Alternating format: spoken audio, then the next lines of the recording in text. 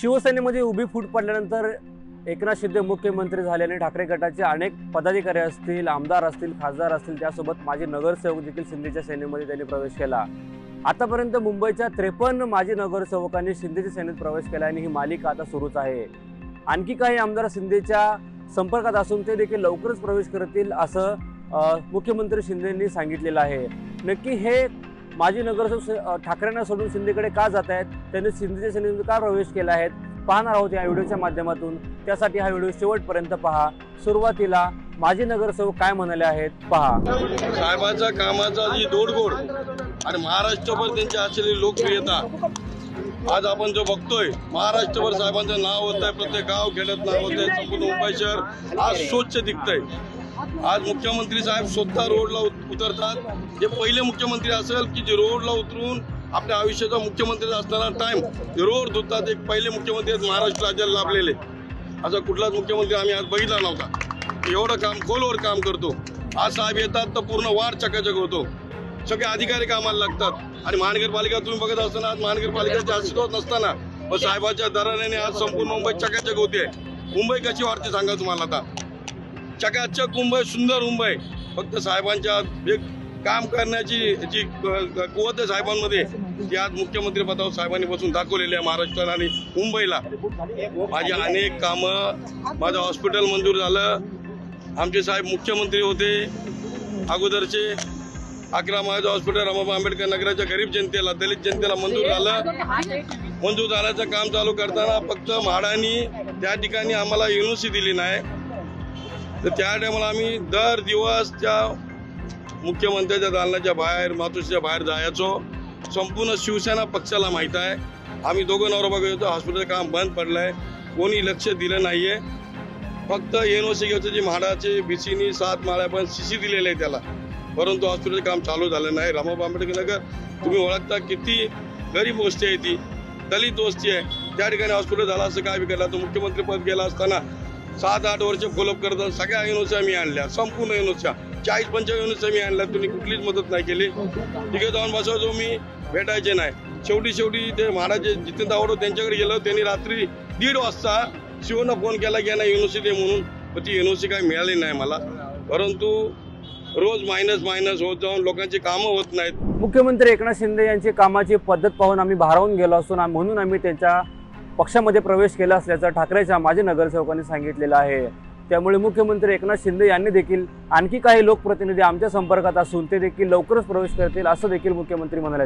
वॉर्डमधील नगरसेविका रुपाली सुरेश आवळे आणि सुरेश आवळे आणि त्यांचे हजारो कार्यकर्ते यांनी आज शिवसेनेमध्ये प्रवेश केलेला आहे।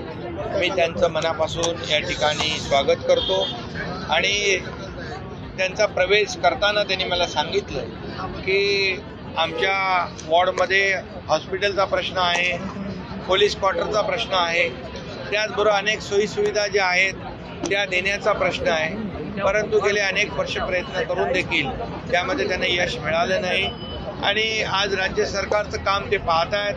मुंबई स्वच्छ होते, सुंदर होते, हरित होते आणि म्हणून आज मुंबईमध्ये देखील आपण अगदी गल्लीबोळापर्यंत डीप क्लीन ड्राईव्हच्या माध्यमातून आपण लोक चळवळ निर्माण केली आहे।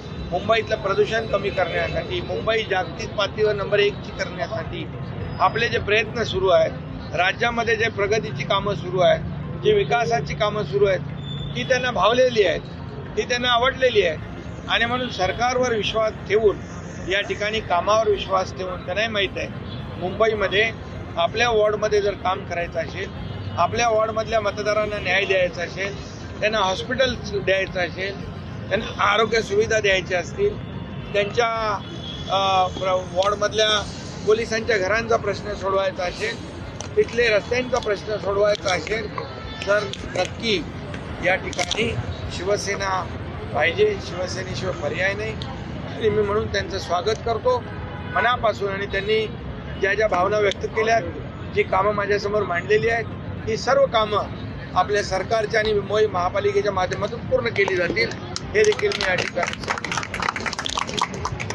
जवळपास 50 पेक्षा जास्त 53 नगरसेवक शिवसेनेमध्ये दाखल झालेले आहेत इतर पक्षातले, त्यांनी एक विश्वास दाखवलेला आहे की शिवसेना आणि मुख्यमंत्री आणि राज्य शासनाच्या माध्यमातून आमची कामं होतील, हा विश्वास ठेवून ते 53 लोक आलेत.